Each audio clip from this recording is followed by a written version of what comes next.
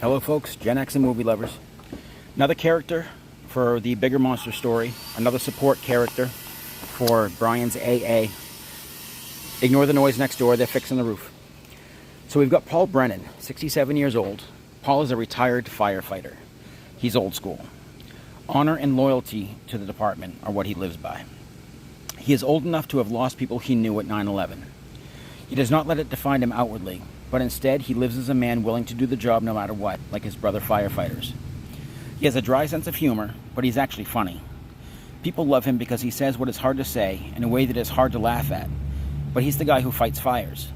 If anyone dares to say such a thing, it would be him, and this breaks the ice for the others.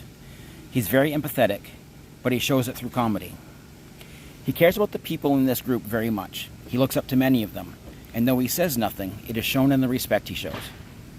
Paul learned to drink when he was younger, first starting out in the department. It was after 9/11, but everyone has their bank of memories of things they feel responsible for or scared of. He went out, got just drunk enough to feel like he could maintain the warm devil in his belly, and then he tried to maintain it. He has a burn on his leg now, a reminder of what happens when we forget how strong the demons and the monsters can get when we let them take over. For the record, he wasn't burnt in a house fire. It didn't happen on the job.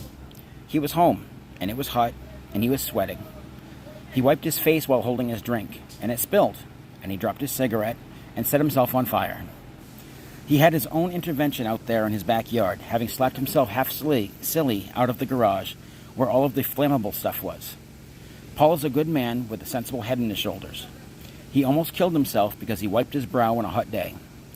Only a certain kind of man can not only laugh at that, but tell the story at a party. He's a foundation.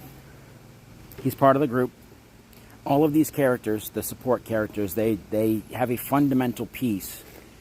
Maybe not important to the story, the ending, but they're there. They're a part of the group. There's banter and support. These characters are not just there and gone. I'm trying to build a community. So yeah, bigger monsters. It's bigger than just the monsters. Next.